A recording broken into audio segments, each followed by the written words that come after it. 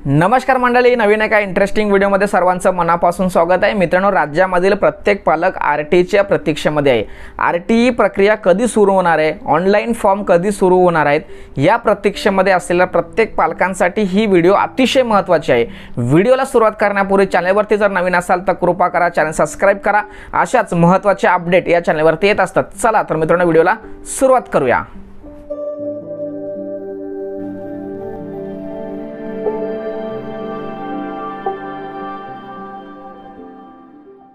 तर मित्रांनो, प्रत्येक पालक हा आरटी ॲडमिशनच्या प्रतीक्षेमध्ये आहे, परंतु आरटीची तारीख मात्र डिक्लेअर होत नाही। आता यामध्ये खूप वेगवेगळी कारणं आहेत। त्यामध्ये पहिलं कारण म्हणजे काय, तर शासनाने जो नवीन GR काढला आहे किंवा जे परिपत्रक काढलं आहे, 1 किलोमीटरच्या अंतरामध्ये कोणतीही जिल्हा परिषद संस्था किंवा नगरपालिकेची संस्था असेल किंवा शाळा असतील, अशी कोणतीही मान्यताप्राप्त म्हणजे ज्याला अनुदान मिळतं अशा गव्हर्नमेंट शाळा जर असतील तर त्या 1 किलोमीटरच्या अंतरामध्ये आपल्याला आरटीमध्ये ॲडमिशन मिळणार नाही किंवा प्रवेश मिळणार नाही, असं जे परिपत्रक आहे।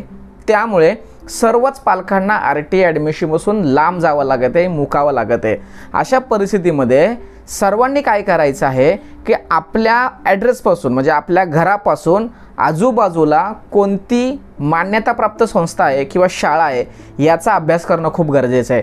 जर समजा तुमच्या ॲड्रेसपासून एखादी जवळच इंग्लिश मीडियम शाळा असेल आणि जवळच एखादी जिल्हा परिषद शाळा किंवा नगरपालिकेची शाळा असेल तर त्या ठिकाणी तुम्ही ॲडमिशन घेऊ शकत नाही, म्हणजे तुम्ही आरटीपासून पूर्णपणे बाद होऊ शकता।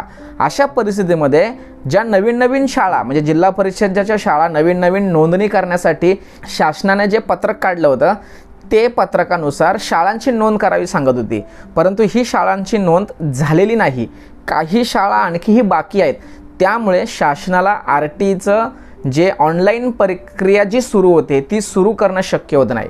त्यानंतर शासनाकडे दुसरं एक महत्त्वाचं कारण असं आहे की आचारसंहिता लागले। आचारसंहिता लागल्यामुळे शासनाकडून कोणत्याही प्रकारचं नोटिफिकेशन येत नाही किंवा सूचना येत नाही, त्यामुळे आरटीचे प्रवेश सुरू होत नाही। अशा अनेक अडचणीमुळे आरटी प्रक्रिया सुरू होत नाही, आरटीचे फॉर्म सुरू होत नाही। अशा परिस्थितीमध्ये सर्व पालकांना आपल्या या व्हिडिओच्या माध्यमातून एक विनंती असणार आहे, आपले जेवढे सबस्क्रायबर आहेत त्या सर्वांना एक विनंती असणार आहे की तुम्ही आरटीच्या प्रवेशासाठी वाट बघू नका। आता 28 मार्च तारीख दिली होती, आता 1 एप्रिल येईल। समजा जर 1 एप्रिलला फॉर्म सुरू झाले तर काही अडचण नाही, पण 1 एप्रिल जर फॉर्म सुरू झाले नाही तर मात्र काय करायचं। काही ज्या CBSE शाळा आहेत किंवा स्टेटच्या ज्या शाळा आहेत त्या ठिकाणी जागा फुल होत चाललेल्या आहेत, आणि जर समजा आपण आरटीच्या प्रतीक्षेमध्ये राहू आणि त्या ठिकाणी आपल्याला समजा एखाद्या आता आपण आरटीमध्ये प्रवेश घेतो म्हणजे काय, तर आपल्याला चांगल्या शाळेमध्ये प्रवेश मिळावा यासाठी, आणि जर ज्या शाळेमध्ये आपल्याला प्रवेश घ्यायचा आहे त्या ठिकाणीची जी जागा जर फुल झाल्या तर त्या ठिकाणी आपल्याला ॲडमिशन मिळणारच नाही। म्हणून काय मित्रांनो, तुम्हाला जर एखाद्या शाळेमध्ये प्रवेश घ्यायचा असेल तर नॉमिनल स्वरूपाचा ॲडमिशन फॉर्म भरून तुम्ही ॲडमिशन घ्या। ज्या शाळेमध्ये तुम्हाला ॲडमिशन घ्यायचं आहे आरटीच्या माध्यमातून त्याच शाळेमध्ये तुम्ही काय करा, एक नॉमिनल ॲडमिशन फॉर्म भरून घ्या, प्रवेश निश्चित करून घ्या।